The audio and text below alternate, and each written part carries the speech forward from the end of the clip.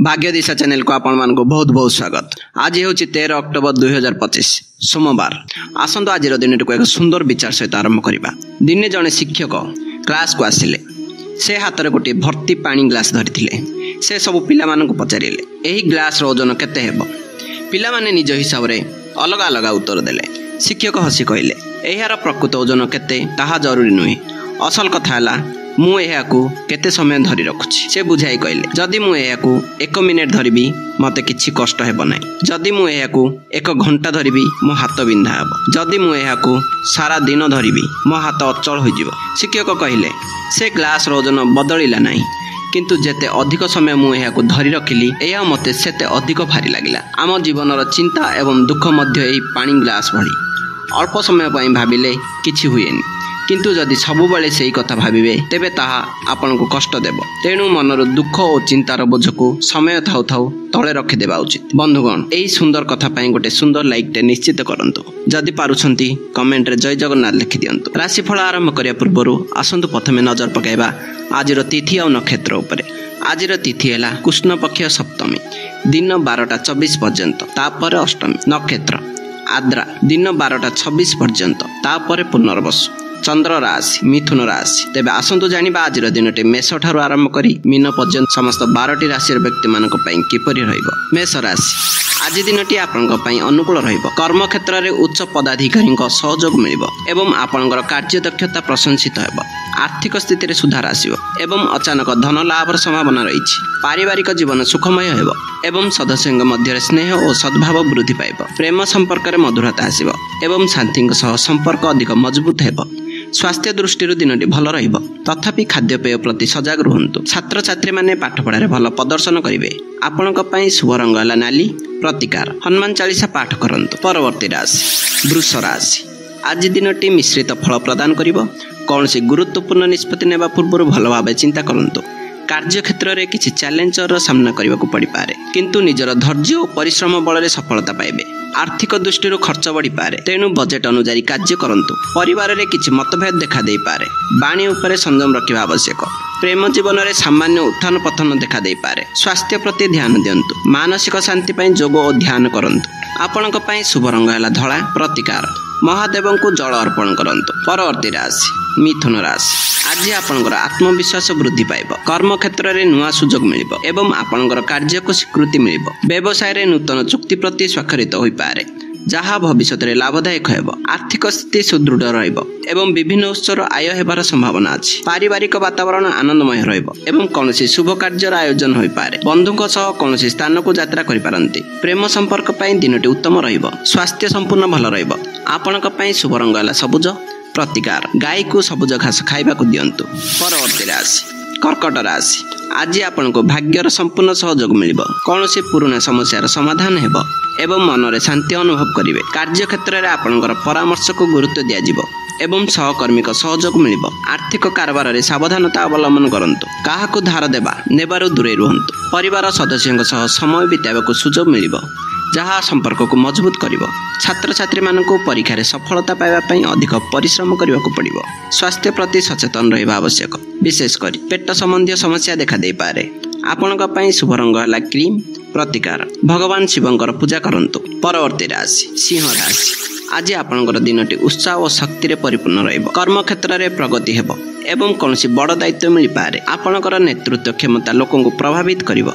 आर्थिक दृष्टि दिनटी लाभदायक रहिबो। विनियोगरु भल फल मिलिबो। सामाजिक कार्य रे सक्रिय रहिबे एवं आपनकर मान सम्मान वृद्धि पाइब। प्रेम जीवन रोमांटिक रहिबो एवं साथीଙ୍କ सह बुझामणा बढ़िबो। छात्र छात्री माने निज लक्ष्य हासिल करिबारे सफल हेबे। स्वास्थ्य भल रहिबो।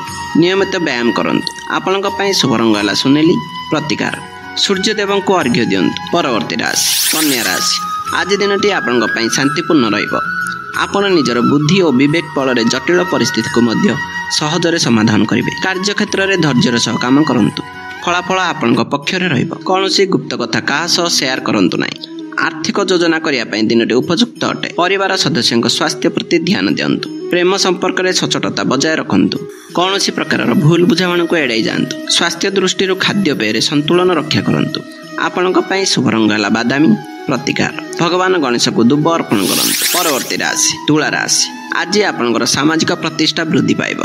ନୂତନ ଲୋକଙ୍କ ସହ ସମ୍ପର୍କ ସ୍ଥାପନ ହେବ, ଯାହା ଭବିଷ୍ୟତରେ ସହାୟକ ହେବ। କଳା, ସଙ୍ଗୀତ କିମ୍ବା ସୃଜନଶୀଳ କାର୍ଯ୍ୟରେ ଆପଣଙ୍କର ଆଗ୍ରହ ବଢ଼ିବ। ବ୍ୟବସାୟରେ ପାର୍ଟନରଙ୍କ ସହ ସମ୍ପର୍କ ମଧୁର ରହିବ ଏବଂ ମିଳିତ ଭାବେ କାର୍ଯ୍ୟ କରି ସଫଳତା ପାଇବେ।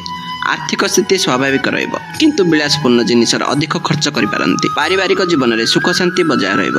ଜୀବନସାଥୀଙ୍କ ସହ ସମ୍ପର୍କରେ ଘନିଷ୍ଠତା ବଢ଼ିବ ଏବଂ ତାଙ୍କଠାରୁ କୌଣସି ଉପହାର ମିଳିପାରେ। ମାନସିକ ଶାନ୍ତି ପାଇଁ କିଛି ସମୟ ଏକାନ୍ତରେ ବିତାନ୍ତୁ। ଆପଣଙ୍କ ପାଇଁ ଶୁଭ ରଙ୍ଗ ହେଲା ଗୋଲାପୀ। ପ୍ରତିକାର, ମା ଲକ୍ଷ୍ମୀଙ୍କୁ ପୂଜା କରନ୍ତୁ। ପରବର୍ତ୍ତୀ ରାଶି ବିଛା ରାଶି।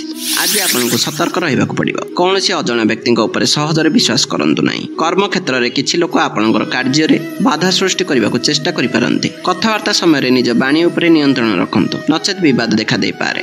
ଅପ୍ରତ୍ୟାଶିତ ଖର୍ଚ୍ଚ ଆସିପାରେ, ଯାହା ଆପଣଙ୍କ ଆର୍ଥିକ ସ୍ଥିତିକୁ ପ୍ରଭାବିତ କରିପାରେ। ମାନସିକ ଚାପରୁ ଦୂରେଇ ରହିବାକୁ ଚେଷ୍ଟା କରନ୍ତୁ। ଯାନବାହନ ଚଳାଇବା ସମୟରେ ସାବଧାନତା ଅବଲମ୍ବନ କରନ୍ତୁ। ଧାର୍ମିକ କାର୍ଯ୍ୟରେ ମନୋନିବେଶ କଲେ ଶାନ୍ତି ମିଳିବ।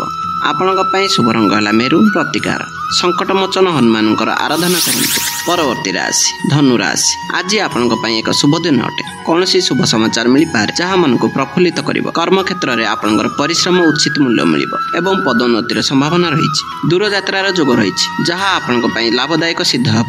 ଆର୍ଥିକ ସ୍ଥିତି ମଜବୁତ ହେବ ଏବଂ ଋଣମୁକ୍ତ ହେବାର ସୁଯୋଗ ମିଳିବ। ଛାତ୍ରଛାତ୍ରୀମାନେ ଶିକ୍ଷା କ୍ଷେତ୍ରରେ ଉତ୍କର୍ଷ ପ୍ରଦର୍ଶନ କରିବେ। ପ୍ରେମ ସମ୍ପର୍କରେ ବିଶ୍ୱାସ ଓ ସମର୍ପଣ ଭାବ ବୃଦ୍ଧି ପାଇବ। ସ୍ୱାସ୍ଥ୍ୟ ଉତ୍ତମ ରହିବ। ଆପଣଙ୍କ ପାଇଁ ଶୁଭ ରଙ୍ଗ ହେଲା ହଳଦିଆ। ପ୍ରତିକାର, ଭଗବାନ ବିଷ୍ଣୁଙ୍କୁ ପୂଜା କରନ୍ତୁ। ପରବର୍ତ୍ତୀ ରାଶି ମକର ରାଶି।